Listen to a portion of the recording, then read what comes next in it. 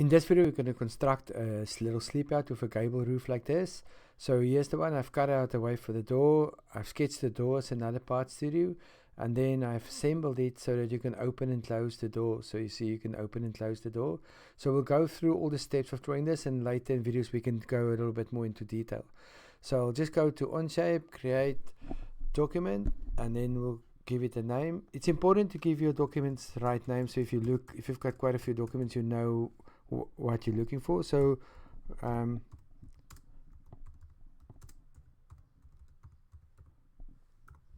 just going to call this gable roof sleep out 1, and then we're going to create. And once you've created the document, it's important to first go to sketch, then you go to select a plane, and then you start sketching. So we'll do the base of the sleep out first. So we'll go to sketch, we'll click on the top plane, we'll use the corner rectangle tool, this one over there. We'll click on your origin there, draw it out a little bit, click once, and then you can type in your measurement. So we'll do it 5,000, enter, 3,000, enter. Now you see it disappears off of your screen. If you want to just get it in view again, you can just click on the top there and it brings it back into view. If you right click or use the arrows on your keyboard, you can move it around. So now it's still just a flat bit of a flat sketch, a 2D sketch. We want to turn it into a 3D sketch, so that's why we're going to extrude it up. So if you click on the extrude button, make sure it's on solid here, click on the shape that you want to extrude, and then make that 2,400, enter. So now I've got the building, but it's still a solid piece of material, so I need to shell it out. What I'll use is the shell tool. Just keep in mind, if you don't see the shell tool on the top of your toolbar, it might be hidden behind. Sometimes when, especially on the Chromebooks, you'll have a smaller screen, so some of the tools will be hidden on this drop down box. So or you can just type in here shell tool into the search tool and it will find it for you. I've got it there. I'm gonna go here, my shell thickness, I'll just move, you can move these boxes around. My shell thickness, I'm gonna change that to 90, because timber frame walls are normally 90. Click on the top of my little shape and then give it a green tick. So now I've created the little sleep out, the hollow part of it. Now we have to construct the roof. So I want to start doing a gable roof from the front here, or the left view. So I'll click on the left view, scroll a little bit in, you can go to sketch, click on this plane here, choose the line tool, and now I want to show you guys a little trick. So what you're going to do is you're going to click on where you want to start your line, but then you're going to hover over this line horizontal like that until you get that orange block.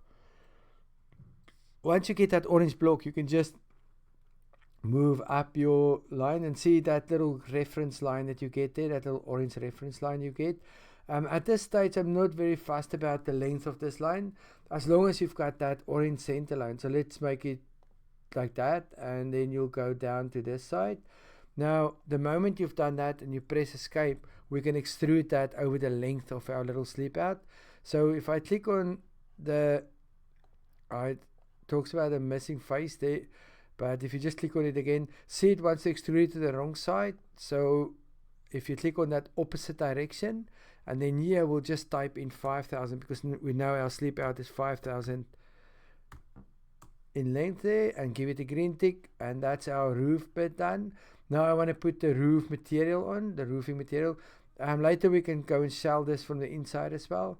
So the roofing material will be put on the end. So I'll show you guys how we do that. So sketch, and then we'll choose this plane again, and you can scroll a little bit down, choose the line tool again, go from the top of your roof and have a little overhang there, and then press escape, choose the line tool again. But what I want you to do now is, this is also a little trick to get that reference line. So you're going to click on the top, pretend you're drawing it on there, and then see if I move over, I've got that reference line, so I know my two overhangs are exactly the same. I'll just repeat it.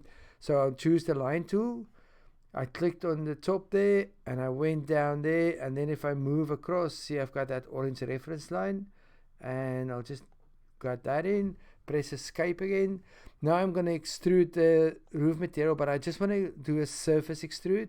So see here, I'll just click on surface, and then I'm going to click on this line and that line, and I'll need to change my direction, and I'll make that 5,000 as well.